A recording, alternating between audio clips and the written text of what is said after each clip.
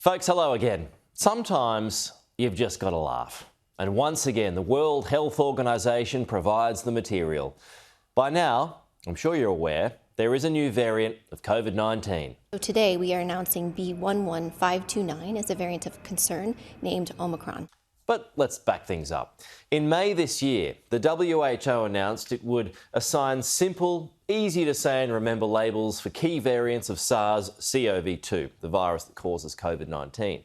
After much toing and froing, they settled on using letters of the Greek alphabet. But it wasn't just one person who randomly picked it. It turns out a lot of thought went into it. There was wide consultation and a review of many potential naming systems. On its own website, the WHO says it convened a group of partners from around the world, including experts who are part of existing naming systems, nomenclature and virus taxonomic experts, researchers and national authorities. In other words, a lot of really smart people. The Greek alphabet was picked to run alongside the scientific codes of variants, which seems fine in theory. Alpha emerged, then beta, then gamma, delta, epsilon, zeta, and so on. But before Omicron, two were skipped. Which ones? Nu, spelt N-U. Apparently that was confusing when compared with N-E-W. So the next letter was Xi, spelt X-I. The name of the Chinese president, Xi Jinping. It's almost too good to be true. The irony was delicious. Xi could have been the new variant of COVID, which of course began in China. Are you being watched? Yeah. By members of the CCP? Yeah. Here in Australia? Yeah, actually, someone sent me the death threat. They said they will kill me. 9,000 kilometres from China, a young student is in fear of the CCP. Every day Yeah. you think you're being watched? Yeah. I don't know who is the CCP members. Hey. Hey, Zoo. Good. How are you? You well? Yeah. Good. Let's go have a chat. Yeah.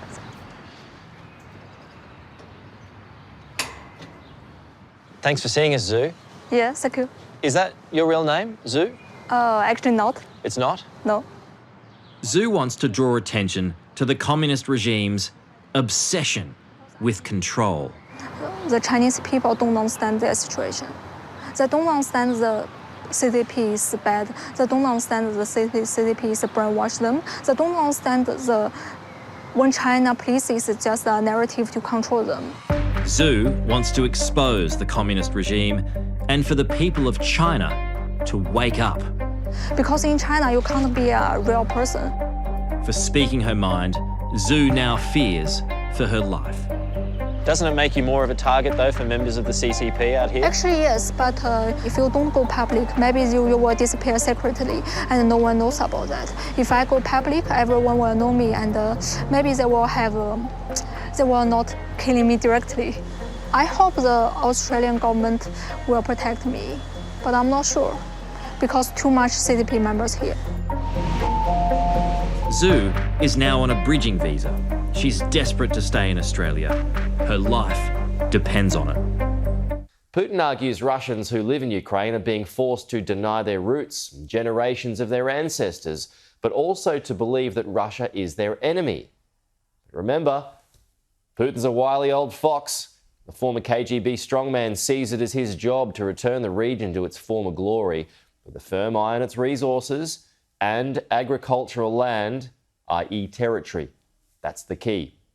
So, back to the military build-up and the main possibilities. One plan reportedly involves a brief winter war in which Russian troops seize a land corridor to annex Crimea to ensure water supply to the drought-stricken peninsula.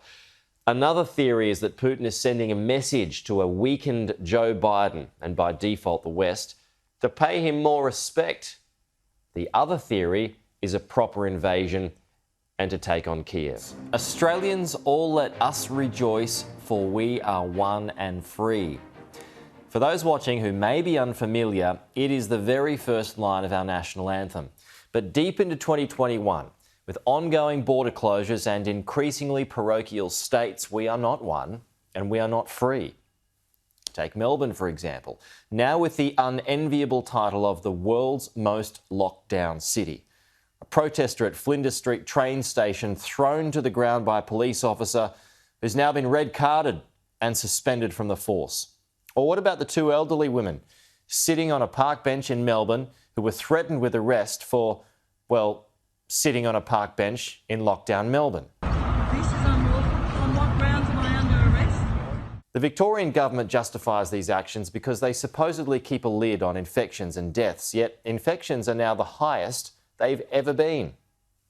If you hadn't noticed, the world is watching and paying us out. G'day folks, Joe Biden has gone and done it again. He's wandered off script and got himself into a right pickle. Last week in a CNN town hall discussion, he was asked if the US would come to the defence of Taiwan if the island was attacked by China. Here it is. I don't want a Cold War with China. I just want to make China understand that we are not going to step back. We are not going to change any of our views. So are you saying that the United States would come to Taiwan's defense if China attacked? Yes, we have a commitment to do that. All right. The problem with this is that Biden's claim is at odds with official policy. You see, the US has this so-called strategic ambiguity when it comes to Taiwan. It's not unique. Other nations have it as well, including Australia, which doesn't officially recognise Taiwan as a sovereign state. It's so we can all trade with Taiwan and not poke the big bear being China. But where Biden went wrong, and he's done this once before, is explicitly promising to come to the island's aid. And so the claim had to be mopped up later by the White House.